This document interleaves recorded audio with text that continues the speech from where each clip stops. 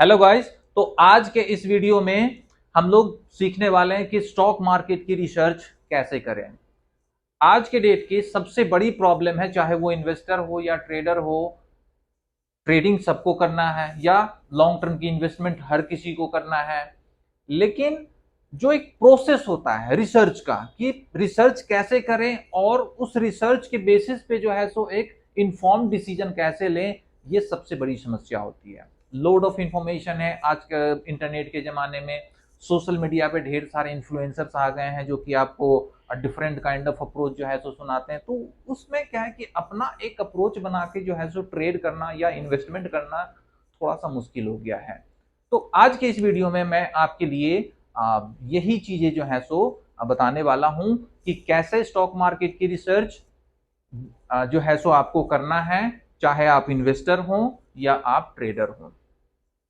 तो बिना देरी किए इस चीज को हम लोग जो है सो करने की कोशिश करेंगे। सबसे पहले जो है सो स्टॉक मार्केट की जो एनालिसिस है वो दो पार्ट में डिवाइडेड है। The first one is fundamental analysis and second one is technical analysis. Fundamental analysis में हम लोग तीन लेवल पे एनालिसिस करते हैं, जो कि first one is economic analysis, second one is industry analysis and third one is company analysis. Technical analysis में हम लोग जो देखते हैं वो है candlestick pattern, support and resistance. Candlestick pattern और सपोर्ट एंड रेजिस्टेंस से बेसिकली हम लोग जो रिसेंट प्राइस एक्शन है उसको समझने की कोशिश करते हैं।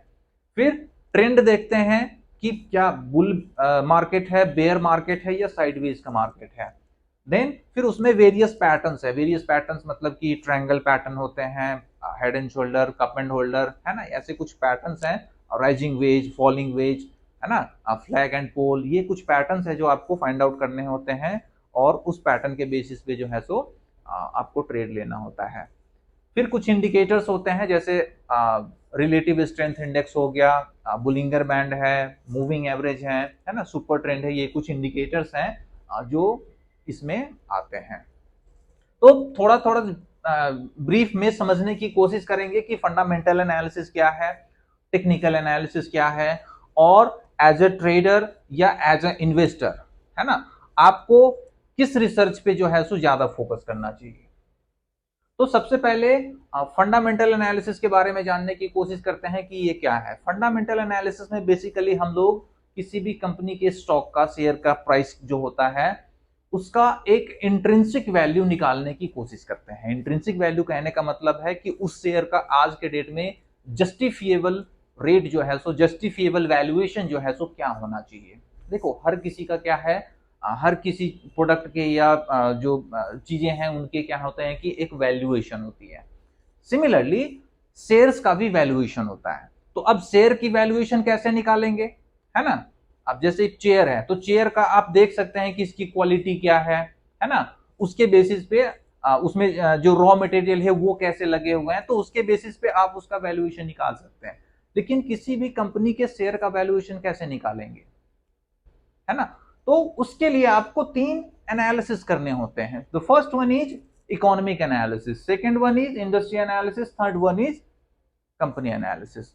इकोनॉमिक एनालिसिस से ये फाइंड आउट करने की कोशिश करते हैं कि कंट्री की इकोनॉमिक कंडीशन कैसी है। कंट्री की भी देखते हैं, साथ साथ आप इंटरनेशनल मार्केट का भी देखते हैं, स्पेशली तब जब कोई कंपनी जो है सो एक्सपोर्ट इंपोर्ट बिजनेस में लगा हुआ है।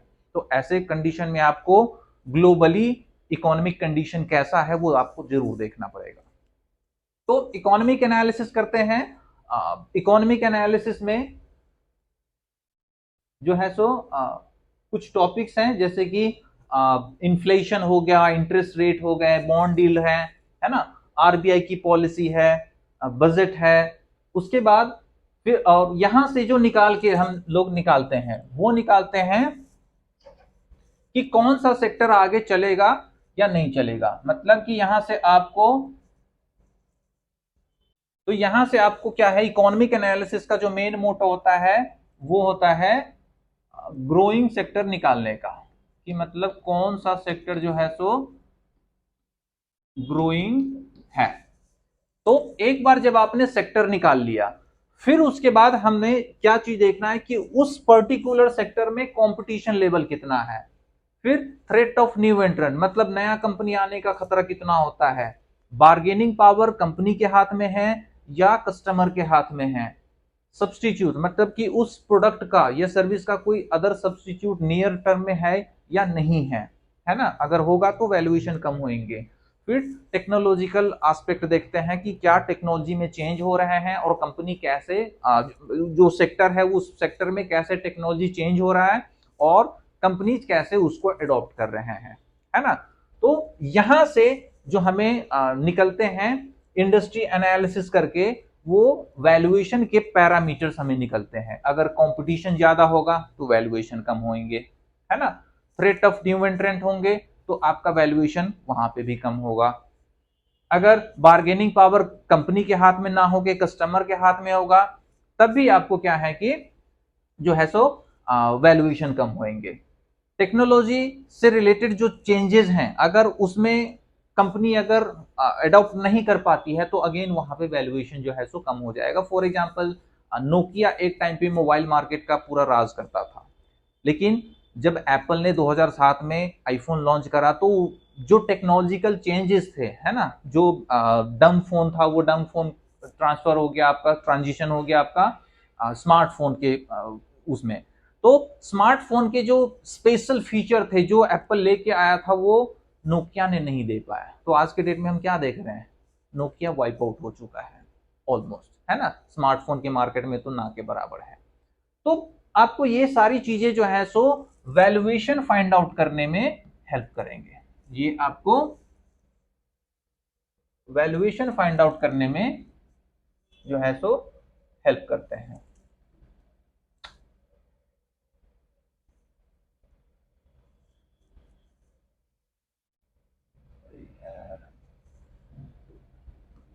ये वैल्यूएशन फाइंड आउट करने में मदद करेंगे। उसके बाद जब हम कुछ 4-5 कंपनी निकाल लेते हैं, फिर उस कंपनी का हम लोग कंपनी एनालिसिस करते हैं। कंपनी एनालिसिस में क्या है, दो तरह के एनालिसिस हो जाते हैं, एक क्वालिटेटिव होता है, एक क्वांटिटेटिव होता है। क्वालिटेटिव में क्या होता है कि मैनेजमेंट कैसा है, कंपनी का फ्यूचर आउटलुक कैसा है, बिजनेस मॉडल कैसा है। जो कंपनी स्पेसिफिक रिसर्च होते हैं जिसको हम क्वांटिफाई नहीं कर पाते उसको क्वालिटेटिव कहते हैं। कॉर्पोरेट गवर्नेंस कैसा है। फिर ये सारी चीज अगर अच्छी हो जाते हैं, फिर उसके बाद हम लोग क्वांटिटी देखते हैं, क्वांटिटी एनालिसिस करते हैं। क्वांटिटेटिव एनालिसिस में क्या होता है कि कंपनी का बैलेंस शीट चेक करना, इनकम स्टेटमेंट देखना, कैश फ्लो स्टेटमेंट देखना, और फिर कुछ रेशियोज होते हैं जैसे return on capital employed, return on equity, price to earning ratio, price to book value, है ना, ये सारी चीजें। फिर इसमें शेयर होल्डिंग पैटर्न भी देखते हैं कि एफआईआई डीआईआई जो है सो अपना स्टेक बढ़ा रहे हैं घटा रहे हैं, प्रोमोटर जो है सो अपना स्टेक बढ़ा रहा है या घटा रहा है ना। तो ये सारी चीजें आप कंपनी एनालिसिस में करते हैं। अगेन यहाँ पे जो मेन चीजें देखते हैं वो हम देखते हैं फाइनेंशियल स्ट्रेंथ। आपका यहाँ पे हम लोग फाइनेंशियल स्ट्रेंथ देखने की कोशिश करते हैं। फाइनेंशियल स्ट्रेंथ देखने के बाद भी आप जो है सो वैल्यूएशन जो है कंपनी का करने में आपको आसानी होगी। तो ये सारी चीजें जो है सो फंडामेंटल एनालिसिस का पार्ट है। देन आपका आता है टेक्निकल एनालिसिस। टेक्निकल एनालिसिस में candle stick pattern, wave theory, indicators and various patterns है। इन ब्रीफ मैंने आपको थोड़ा सा आगे जो है सो इंडिकेट कर दिया है कि क्या क्या चीजें इसमें होते हैं। ये जो है टेक्निकल एनालिसिस मेनली फोकस करता है प्राइस एंड वॉल्यूम पे।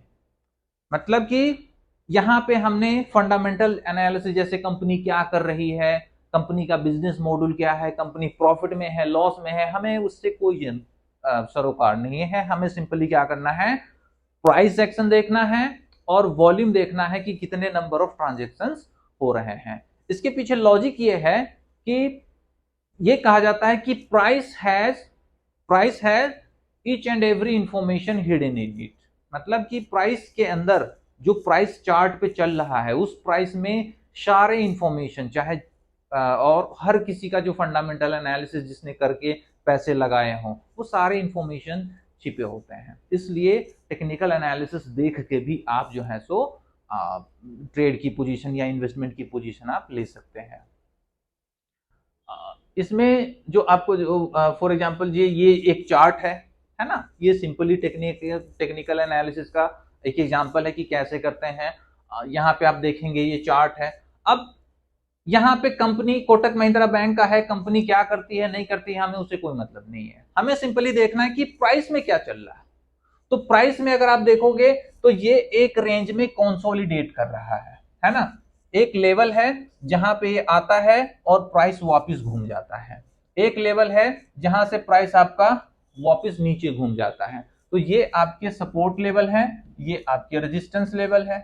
मतलब सपोर्ट से बाय करना है, रेजिस्टेंस पे सेल करना है। और जब तक इस रेंज में है तब तक आपकी स्ट्रेटजी यही होगी। जब ये रेंज को क्रॉस करेगा ऊपर की तरफ तो हम इसे बाय करेंगे, जब ये नीचे की तरफ ब्रेकडाउन देगा तो आप इसको सेल करेंगे। टेक्निकल एनालिसिस सिंपली इसी वे में चलता है ना। अब इसमें कुछ आप इंडिकेटर्स जोड़ सकते हैं, जैसे मूविंग एवरेज हो गया, सुपर ट्रेंड हो गया। ये सब क्या है, ये आपके एनालिसिस को थोड़ा सा और बेहतर जो है सो बनाने की कोशिश करते हैं।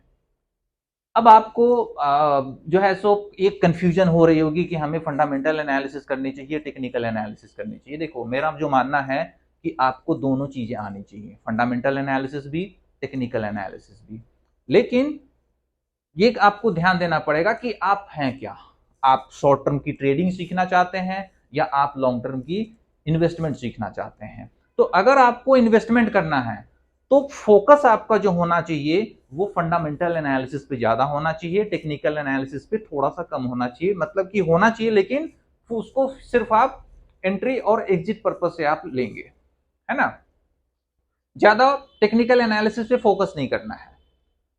अगर आप शॉर्ट टर्म के ट्रेडर हैं तो आपको टेक्निकल एनालिसिस बहुत ही अच्छे से आना चाहिए। अगर नहीं आएगा तो ट्रेडिंग आप नहीं कर पाएंगे। शॉर्ट टर्म की ट्रेडिंग मतलब कि स्विंग ट्रेडिंग होता है जो कि 15 से 20 दिन के लिए लेते हैं, है ना। और जो और होते हैं जो कि इंट्राडे ट्रेडिंग होता है ना। इंट्राडे ट्रेडिंग में भी एक आता है जो कि 4 से 5 मिनट के अंदर अंदर में आप पोजीशन स्क्वायर अप कर लेते हैं, जिसको स्कैल्पिंग कहते हैं। तो डिफरेंट काइंड ऑफ ट्रेडिंग है जिसमें टेक्निकल एनालिसिस बहुत ही यूजफुल टूल है।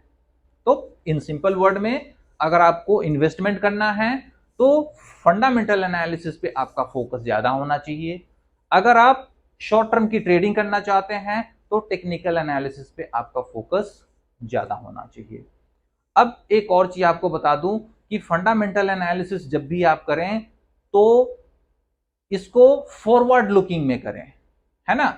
कहने का मतलब यह है कि स्टॉक मार्केट आपको आगे चलता है, तो जब इसका मतलब यह होगा कि जब इकोनॉमी अपने पीक पे होती है तब आपका जो है सो मार्केट का टॉप बन के और वहां से मार्केट रिवर्ट हो जाता है, ठीक है। और जब हमें यह लगता है कि बहुत ही पैनिक सा सिचुएशन है, कोई नहीं खरीद रहा और इकोनॉमी उस टाइम पे बिल्कुल स्लो डाउन हो रही होती है, तो वही उसी कंडीशन में मार्केट जो है सो आपका ऊपर की तरफ रिवर्स कर जाता है। इसका सबसे बड़ा एग्जांपल है 2020 के कोविड में, जब लॉकडाउन स्टार्ट हुआ था। जिस दिन लॉकडाउन लगा था उसी दिन आपका मार्केट का बॉटम बना था और उसके बाद फिर दोबारा लो नहीं देखा।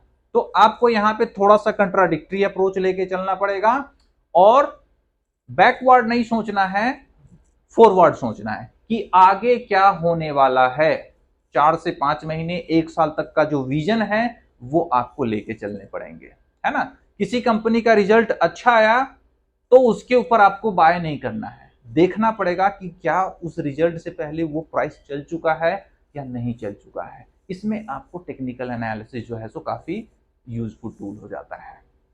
तो चाहे आप इन्वेस्टर हो या शॉर्ट टर्म के ट्रेडर हो, यूज आपको दोनों करना है। लेकिन इन्वेस्टर के लिए फंडामेंटल एनालिसिस का जो यूज है वो काफी ज्यादा है, शॉर्ट टर्म ट्रेडर के लिए टेक्निकल एनालिसिस का यूज काफी ज्यादा होता है। इसके अलावा एक और ट्रेडर होते हैं जिनको एफ एंड ओ करना है ना, फ्यूचर एंड ऑप्शन की trading. Most of the trader जो होता है वो जनरली इसी में ट्रेड करना चाहते हैं। तो उनके लिए एक और चैप्टर आगे बढ़ जाता है जिसमें कि आप ऑप्शन चेन सीखते हैं, फ्यूचर क्या है, कॉल ऑप्शन क्या है, पुट ऑप्शन क्या है, इसमें ऑप्शन बाइंग का क्या मतलब है, ऑप्शन सेलिंग का क्या मतलब है, तो ये सारी चीजें आपको सीखने पड़ेंगे। फिर आते हैं हेजिंग स्ट्रेटजी, जैसे बुल कॉल स्प्रेड है ना, फिर एक बेयर स्प्रेड होता है, फिर इसमें straddle, strangle, iron fly, iron condor, ऐसे कुछ स्ट्रेटजी हैं जो आपको सीखने हैं। पुट कॉल रेशियो है ना, सिंपली क्या करते हैं, जितने पुट ओपन इंटरेस्ट होते हैं उसको डिवाइड कर देते हैं कॉल ओपन इंटरेस्ट से, तो एक रेशियो निकलता है। तो उस रेशियो से बेसिकली आपको फाइंड आउट होता है मार्केट ओवरसोल्ड कब है, मार्केट ओवरबॉट कब है। फिर इसका यूज करके जो है सो आप इंडेक्स की ट्रेडिंग कैसे कर सकते हैं फ्यूचर एंड ऑप्शन में, है ना, Nifty, bank Nifty and fin Nifty, है ना, ये तीन जो है सो इंडेक्स हैं जिसमें काफी ज्यादा ट्रेड होता है। और अगर किसी को ट्रेड करना है तो मैं पर्सनली सजेस्ट करूंगा कि Nifty, bank Nifty and fin Nifty में जो है सो ट्रेडिंग करे। इसका जो है सो 5 पॉइंट प्रोसेस होता है, पहले की न्यूज फाइंड आउट करना, क्या न्यूज है जो मार्केट को ड्राइव करेगा, फिर FIIs DIIs के डेटा आपको देखने हैं, फिर जो है सो चार्ट एनालिसिस करने हैं, फिर ऑप्शन चेन देखना है। तो ये सारा जो है सो रिसर्च प्रोसेस है जो आपको स्टॉक मार्केट में करना है। अब एक चीज और आपको बता दूं कि देखो, आप जितना भी रिसर्च कर लेंगे, सक्सेस रेशियो जो है सो 60 to 70% ही आते हैं मैक्स टू मैक्स, इससे ज्यादा जो रेशियो है सो नहीं आएगा। आप एक्यूरेसी जो है सो 100% नहीं ला सकते, है ना, क्योंकि बहुत सारे फैक्टर्स होते हैं जो कि अननोन होते हैं, उनके ऊपर ना तो मेरा कंट्रोल है ना तो आपका कंट्रोल है। जैसे कोविड है, ऑल ऑफ सडन आया, वहां पे सारी एनालिसिस जो है सो फेल हो जाते हैं। तो एक चीज का ध्यान रखें कि अगर आप स्टॉक मार्केट में ट्रेड करना चाहते हैं, इन्वेस्टमेंट करना चाहते हैं, तो लॉस तो होगा ही होगा, है ना कभी आपको लॉस बेयर करने हैं, लेकिन मार्केट पैसा लेता है तो मार्केट पैसा देता भी है। सिंपल सा एक फैक्टर हमें रखने हैं, जब भी मार्केट पैसा दे तो ज्यादा से ज्यादा लेने की कोशिश करें, जब भी आपसे मार्केट जो पैसा लेने की कोशिश करें तो आप कम से कम पैसा दें। अब इसके लिए आपको सीखना होता है ट्रेडिंग साइकोलॉजी, कि कैसे पैसे के मामले में हमारा साइकोलॉजी काम करता है, वो आपको ज्यादा सीखना है। फिर जो है सो कि लॉस को आप कैसे मिनिमाइज कर सकते हैं, जिसको हम लोग कहते हैं रिस्क मैनेजमेंट। ठीक है, अब ये रिस्क मैनेजमेंट और ट्रेडिंग साइकोलॉजी जो है सो आपको ऐसे नहीं आएंगे, ये आपको करके ही सीखना पड़ेगा। मतलब थोड़ा थोड़ा छोटे कैपिटल से जो है सो आप स्टार्ट करेंगे और अब अपने आप को देखेंगे, अपने आप से सीखेंगे कि आप उस टाइम पे जो है सो प्रॉफिट में कैसे बिहेव करते हैं, लॉस में कैसे बिहेव करते हैं, जब मार्केट बिल्कुल साइडवेज होता है तब आप कैसे बिहेव करते हैं। तो ये सारी चीजें सीखने में क्या है कि टाइम लगेगा। तो फंडामेंटल टेक्निकल का नॉलेज लीजिए, फ्यूचर एंड ऑप्शन क्या है इसका भी आपको नॉलेज लेना है, बट जो असली लर्निंग आएगी वो आपके एक्सपीरियंस से आएगी, है ना, आप कैसे एक्सपीरियंस करते हैं मार्केट को, उसी से आपकी मेन लर्निंग होगी। और मैं आपको अच्छे से ट्रेन कर पाऊंगा, 2 से 2.5 महीने का हमारा ये कोर्स होता है जिसमें ये सारी चीजें सिखाते हैं, प्लस आपको हमेशा के लिए जो है सो आपको सपोर्ट मिलता है जब भी आपको किसी चीज की जरूरत हो, कि जैसे कोई चीज समझ में नहीं आ रहा हो, है ना, बहुत सारे प्रैक्टिकल प्रॉब्लम जो है सो आपको आएंगे इन फ्यूचर, तो आपको वहां पे जो है सो एक सपोर्ट मिलता है। आप चाहे तो ऑनलाइन मीटिंग कर सकते हैं, ऑफलाइन मीटिंग कर सकते हैं, और कोर्स हमारा जो है सो मेनली ऑफलाइन चलता है। अगर आप हो सके दिल्ली के हैं तो फेस टू फेस इंटरेक्ट करके जो है सो सेशन लेने की कोशिश करें। ऑफलाइन अगर आप दिल्ली से बाहर हैं तो आप ऑनलाइन भी ले सकते हैं, है ना।